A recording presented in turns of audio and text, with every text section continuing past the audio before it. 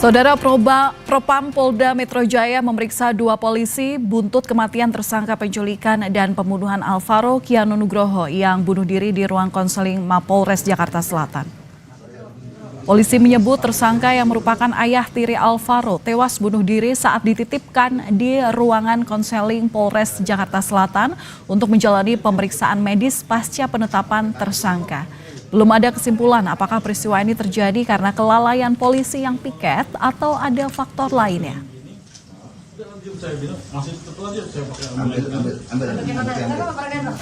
Ada saksi yang berada pada saat itu, saksi yang mengetahui pertama dia gantung diri juga ada. CCTV di ruang penyidikan juga ada. Itu suatu proses yang akan dilakukan Propam Polda Metro Jaya. Yang terkait dengan itu pasti saya yakin pasti akan diperiksa.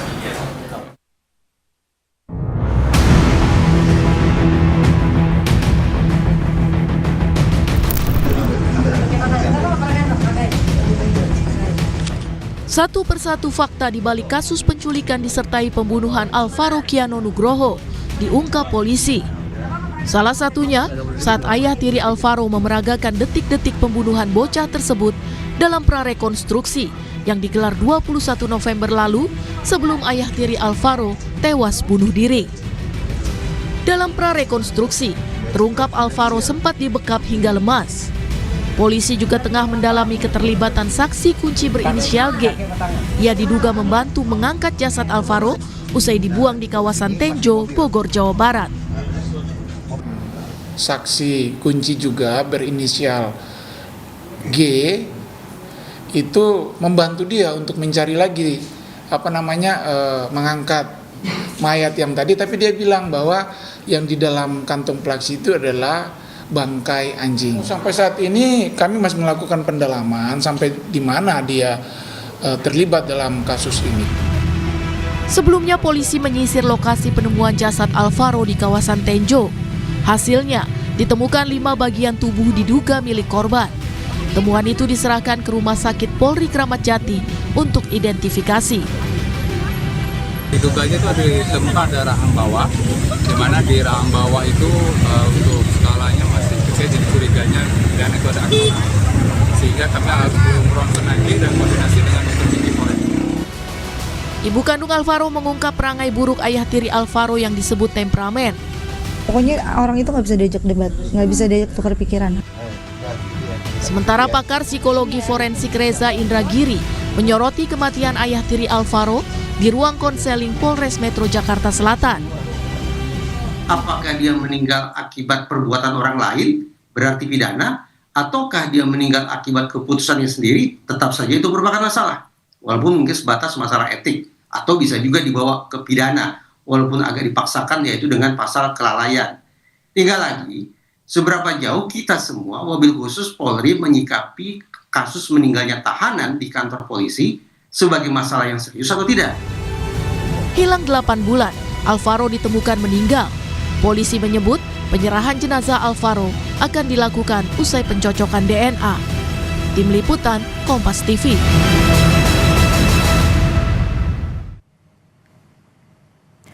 Setelah tersangka kasus penculikan dan pembunuhan Alvaro dinyatakan tewas bunuh diri, publik pun bertanya-tanya kemana selanjutnya arah kasus ini. Tak hanya itu, aksi bunuh diri di kantor polisi juga memunculkan tanda tanya besar.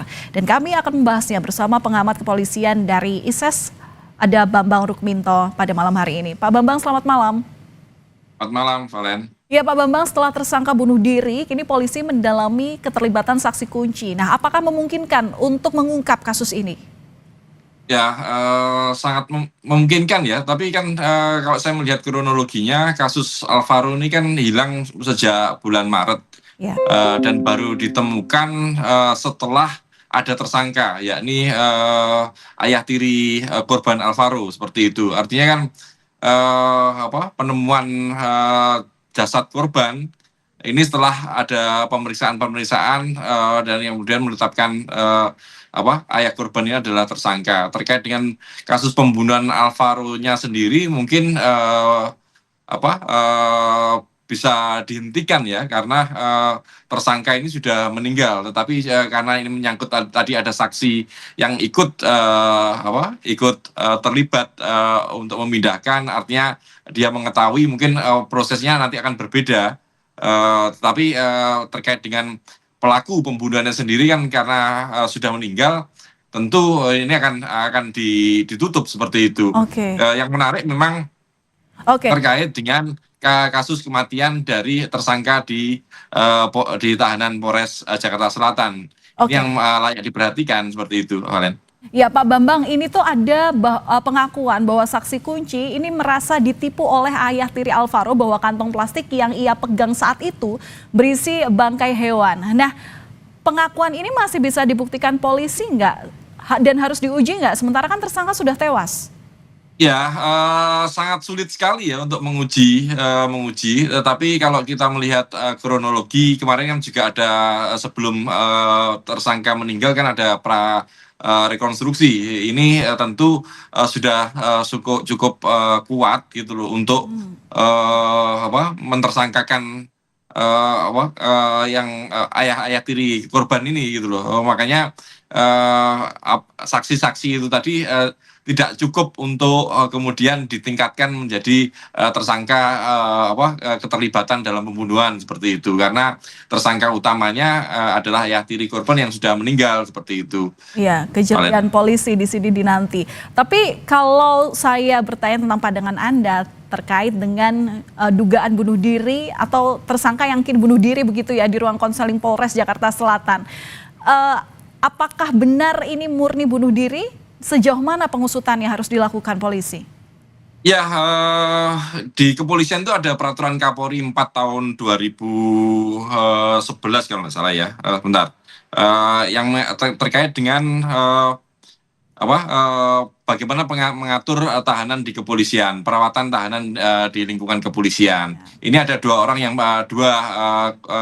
dua yang harus bertanggung jawab, yakni penyidik terkait dengan kasus yuridisnya, terus kemudian terkait dengan fisik dari tahanan adalah kepala bagian tahanan dan barang bukti.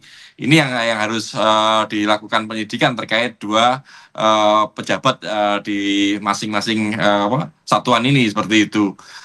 Masyarakat tentu akan bertanya-tanya karena kasus kematian tahanan, tersangka di tahanan kepolisian ini kan sudah sering kali terjadi. Saya melihat memang di sini ada kesalahan SOP ya, dan juga ada dugaan kelalaian, maksud Anda begitu?